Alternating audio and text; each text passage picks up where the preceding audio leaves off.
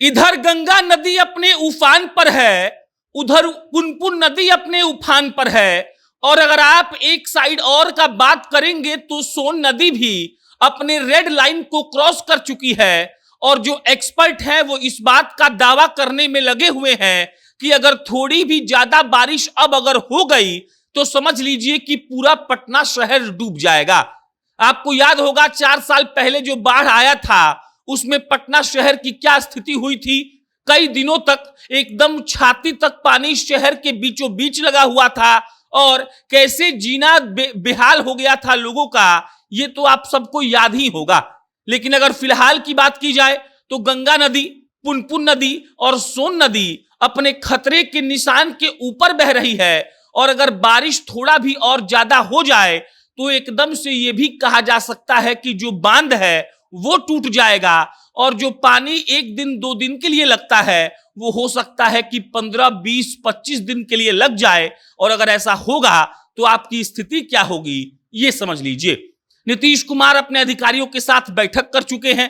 नितिन नवीन जो मंत्री हैं नगर विकास के, उन्होंने भी बैठक किया है। लेकिन स्थिति अब धीरे धीरे नाजुक होती जा रही है और अगर बारिश होती है तो समझ लीजिए कि पटना शहर का खेल खत्म हो जाएगा।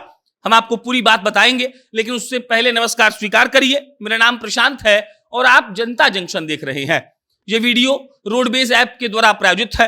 रोडवेज बिहार की एक ऐसी टैक्सी की कंपनी है जो आपको आधे किराए में पूरा बिहार घूमने का मौका देती है। आपको पटना एयरपोर्ट से बिहार के किसी भी गांव में जाना हो या बिहार के किसी भी गांव से पटना आना हो, आपको प्ले स्टोर पर जाना है, अपना राइड शेड्यूल करना है ऐप डाउनलोड करने के बाद, और फिर आप आधे किराए में पूरा बिहार घूम सकते हैं।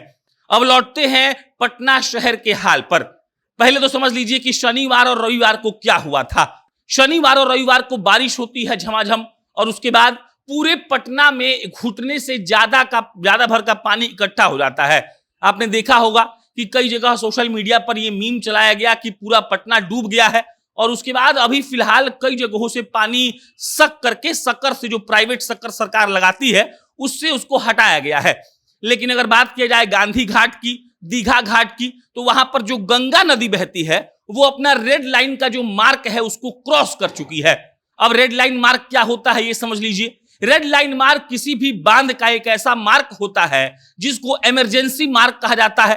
यानी कि पानी जब उस रेड लाइन वाले मार्क को ऊपर करती है, उससे ऊपर जाती है, तब यह समझा जाता है कि बाढ़ आ सकता है और उस इलाके में पानी भी घुस सकता है।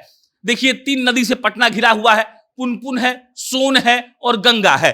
और इस तीनों नदियां फिलहाल अपने रेड मार्क से ऊपर बह रही हैं और इसी को लेकर सबसे ज्यादा चिंता जताया जा रहा है। कहा जा रहा है कि अगर जल्दी से बारिश पर कंट्रोल नहीं हुआ, यानी कि ज्यादा बारिश अगर हो जाए तो समझ लीजिए कि पटना के शहर में पानी घुसने से कोई नहीं रोक सकता है। पटना का ड्रेनेज सिस्टम भी इसका एक बहुत बड़ा दिक्कत का वजह है। अब समझ लीजिए कि ड्रेनेज के चलते क्या होता है, पानी घुस जाए तो ड्रेनेज सिस्टम अगर अच्छा होता है तो उसका इस्तेमाल करके पानी को निकाला जाता है, पानी बह जाता है। लेकिन पटना का ड्रेनेज सिस्टम वर्षों पुराना है। एकदम से समझ लीजिए कि अगर पानी घुसा तो 15-20 दिन या 1-1.5 महीने तक का काम हो जाएगा। वो बारिश का पानी था सैटरडे या संडे, यानी कि शनिवार और रविवार वाला, इसीलिए कुछ जगहों से उसको शक्कर से निकाल दिया गया। लेकिन अगर बारिश का पानी और जो बांध है वो क्षतिग्रस्त होता है और वहां से पानी शहर में घुसता है तो समझ लीजिए कि वो पानी कभी भी नहीं निकाला जा सकता है 1, 2 या 3 दिन में। उसके लिए महीना लग जाएगा और फिर जो हाल आज से 5 साल पहले पटना का हुआ था वही हाल फिर से पटना का हो जाएगा। सरकार अपने स्तर पर प्रयास कर रही है। नीतीश कुमार मीटिंग ले चुके हैं, नितिन नवीन भी मीटिंग ले चुके हैं। सुनने में आ रहा है कि अधिकारियों का छुट्टी सितंबर तक रद्द भी कर दिया गया है। लेकिन खतरे के निशान के ऊपर सोन, पुनपुन और गंगा नदी का ऊपर जाना यह संकेत दे रहा है कि अगर ऐसा होता है तो फिर पटना वालों को 1-8 महीने का दिक्कत होने वाला है।